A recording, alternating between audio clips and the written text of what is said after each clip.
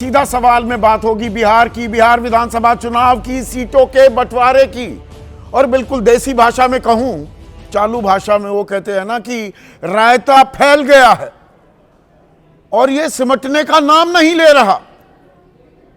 और ये एक गठबंधन की बात नहीं है, दोनों गठबंधन में यही हो रहा है। एनडीए ने कम से कम अपनी सीटों के बंटवारे का फॉर्मूला जो है उसका ऐलान कर दिया था परसों 12 तारीख को। महागठबंधन में तो अभी सीटों का फॉर्मूला क्या है बंटवारे का, यह तय ही नहीं हो पाया है। तेजस्वी कल थे दिल्ली में, लेकिन तेजस्वी यादव राहुल गांधी की कोई मुलाकात ही नहीं हुई। वाम खेमा जो है उनमें सीपीआई-एमएल ने आज 18 अपने उम्मीदवारों का ऐलान कर दिया, घोषणा कर दी। अभी मालूम ही नहीं कौन कितनी सीटों पर लड़ेगा। कांग्रेस की तरफ से लगातार यह कहा जा रहा है कि भाई हमने अपने उम्मीदवार तय कर लिए। अरे सीट तो बताइए, तेजस्वी यादव कितनी सीटों पर लड़ेंगे, कांग्रेस कितनी सीटों पर लड़ेगी, यह मालूम ही नहीं। खबरें अब यह आ रही हैं कि भाई तेजस्वी को पूरा भरोसा नहीं है मुकेश सहनी पर, वीआईपी पर, कि ज्यादा सीट दे दूं, पता लगा एनडीए में चले जाएं, पाला बदल लें। कांग्रेस उनसे सहमत होती दिख रही है, पर कांग्रेस और आरजेडी में भी कदम ताल नहीं होती दिख रही है। और एनडीए में भी यही सिर्फ उटव्वल होती दिख रही है। यकायक हरकत में आते दिखे हैं नीतीश कुमार कि ये क्या है भाई, बराबर बराबर सीटें, हमारे साथ बराबरी कर ली भैया, बड़े भैया तो हम थे। और ये 29 सीटें कैसे दे दी चिराग पासवान को, और जो सीटें हमारे पास हैं हम नहीं देंगे अपने कोटे से। तो मजबूत और कमजोर सीटों का अब खेल हो गया है। जीतन राम मांझी कह रहे हैं कि ये क्या हुआ, हमारे साथ तो बहुत गलत हुआ है। खबर ये आने लगी, उनका बयान मैं सुनवाऊंगा, मखदूमपुर से वो अपना उम्मीदवार उतारेंगे। ये सीट तो गई है चिराग पासवान को सीट बंटवारे के कोटे में। हालांकि 6 सीटों का, आपने 6 जो सीटें मिली हैं वो उम्मीदवारों का ऐलान कर दिया, मखदूमपुर का नहीं किया है। बीजेपी ने 71 उम्मीदवार उतार दिए हैं, जेडीयू ने एक भी नहीं। अनंत सिंह ने जेडीयू के उम्मीदवार के तौर पर मोकामा से पर्चा जरूर भर दिया है। तो वो कहते हैं left hand doesn't know what the right hand is doing, कौन क्या कर रहा है दाहिने हाथ को ये नहीं मालूम, बायां हाथ क्या कर रहा है। दोनों ही गठबंधनों में कदम ताल नहीं हो रही है, एक दूसरे पर अड़ंगी लगाने का खेल हो रहा है क्या। और इसमें रहीम का दोहा सुनाया जा रहा है, बताया जा रहा है, रहीमन धागा प्रेम का, तोड़ने चिटकाने की बात हो रही है, छिटकाने की बात हो रही है। कौन तोड़ रहा है, कौन छिटका रहा है, आपकी राय क्या है, और आपके सुझाव और आपके सवाल जो अब सीधा सवाल के अहम हिस्सा बन चुके हैं, उनका रहेगा इंतजार। तो बात करेंगे बिहार विधानसभा चुनाव की। और बिहार विधानसभा चुनाव की जब बात हो रही है तो आज है तारीख 14 अक्टूबर। 17 अक्टूबर पहले चरण का जो मतदान होगा उसके नामांकन का आखिरी दिन है। 3 दिन बचे हैं, सिर्फ 3 दिन। सीटों के बंटवारे को लेकर पेच जस का तस बना हुआ है दोनों ही गठबंधनों में। अब आप कहेंगे अरे भाई क्या बात कर रहे हो, एनडीए ने तो 2 दिन पहले ही सीटों का बंटवारा, उसका फॉर्मूला घोषित कर दिया था। वो कर तो दिया, पर अभी उसमें पेच अटका हुआ है। जेडीयू को 101 सीटें मिली, बस एक अनंत सिंह है मोकामा से नामांकन भरा है, बाकी तो पता ही नहीं उम्मीदवार कौन है। बीजेपी को भी 101 सीटें मिली हैं, उन्होंने 71 उम्मीदवारों का ऐलान कर दिया। 38 पहले चरण के उम्मीदवार और 33 दूसरे चरण के, पर 71 ही किए हैं। अभी 30 बचे हुए हैं। ये क्यों बचे हुए हैं? दरअसल पर्दे के पीछे जो खेल हो रहा है, अब उसे थोड़ा वो पर्दा हटाने की घड़ी भी आ गई है। नीतीश कुमार यकायक सक्रिय हुए और बोले ये क्या हुआ, खबरें तो यहां तक आ रही हैं, अपुष्ट खबरें हैं, पर सोशल मीडिया पर लगातार ये खबरें वायरल हो रही हैं कि संजय झा जो कार्यकारी अध्यक्ष हैं जेडीयू के और ललन सिंह लोकसभा सांसद, उन पर बरसे और बिफर भी गए। नीतीश कुमार की ये क्या बंटवारा किया है? हम बराबर पर आ गए जी, कैसे आ गए? जो उनका अंदाज है। और ये चिराग पासवान को 29 सीटें किसने दे दिए जी? असल में चिराग पासवान, एलजेपी रामविलास पासवान गुट को जो 29 सीटें दी गई हैं, पेच वहां बड़ा फंस गया है। जेडीयू कह रही है पिछली बार की जो हमारी जीते हुए सीटें हैं या जहां पर हम लड़े, हम नहीं देंगे। वो कमजोर सीटें ही देने को तैयार हैं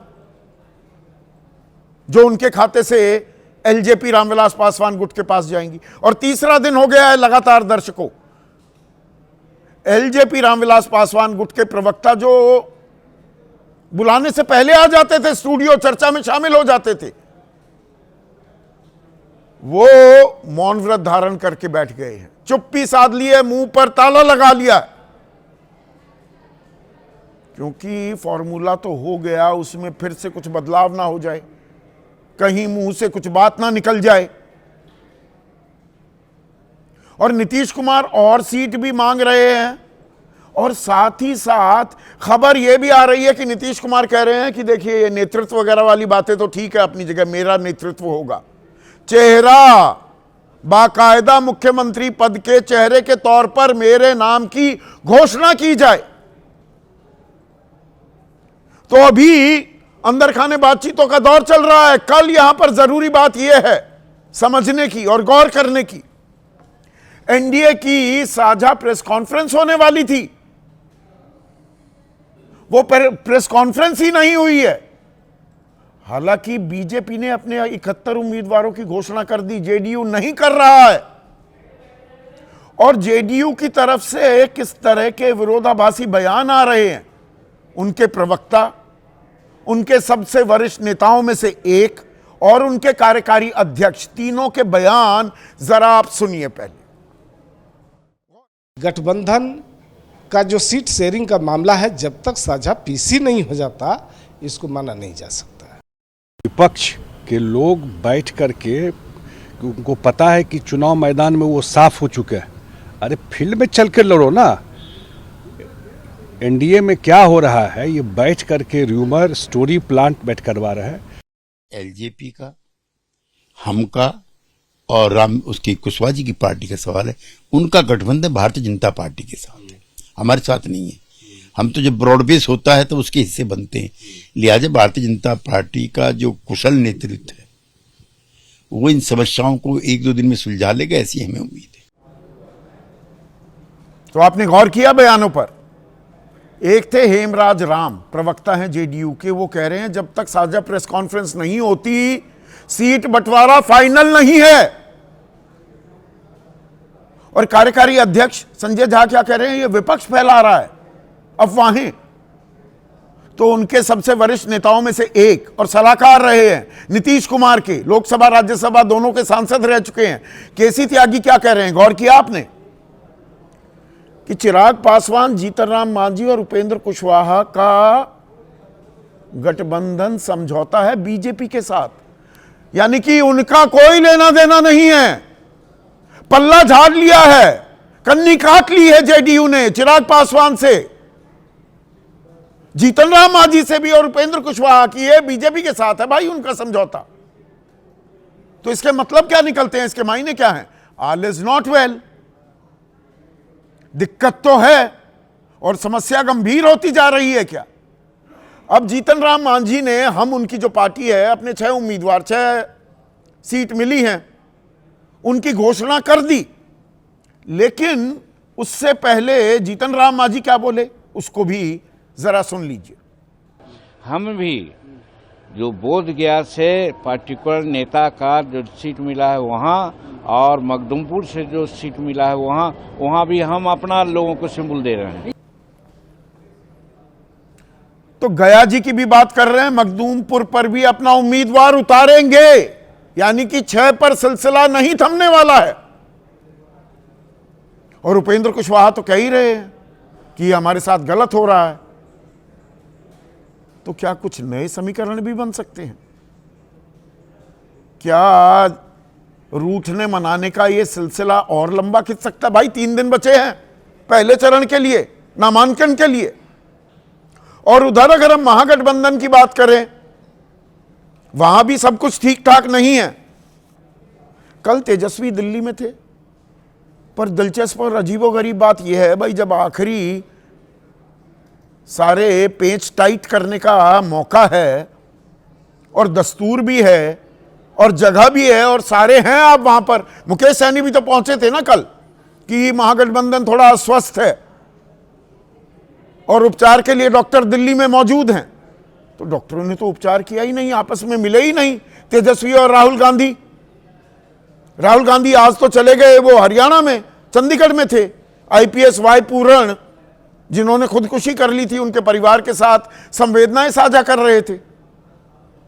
तो बिहार मतलब किसी वेणुगोपाल के हाल पर छोड़ दिया है, उनको बागडोर दे दी है क्या?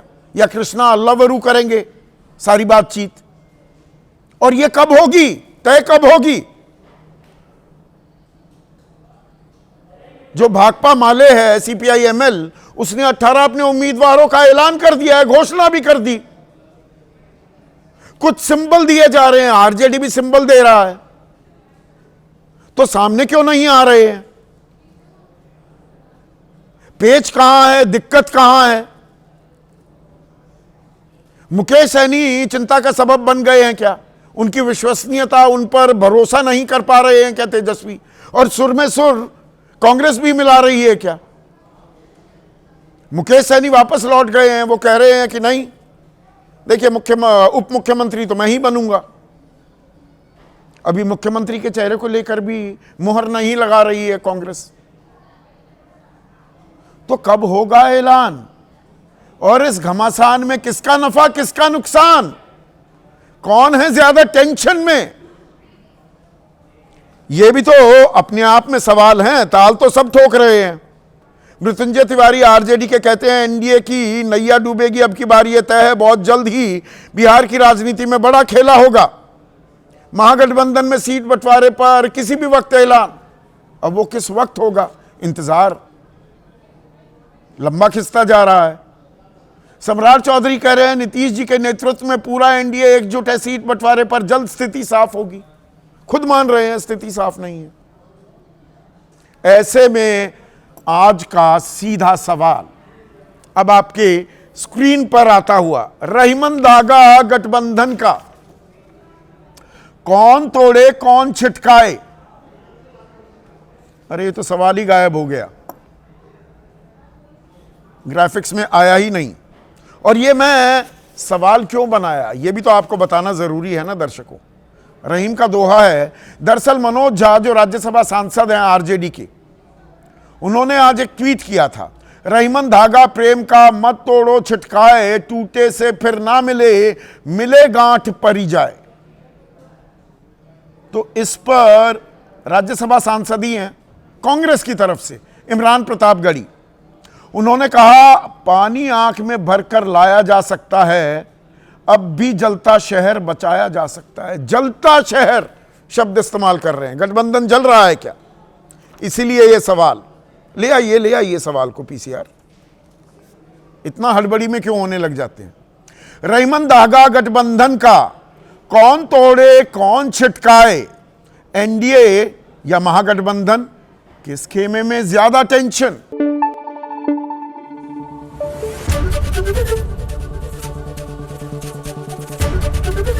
एबीपी न्यूज आपको रखे आगे।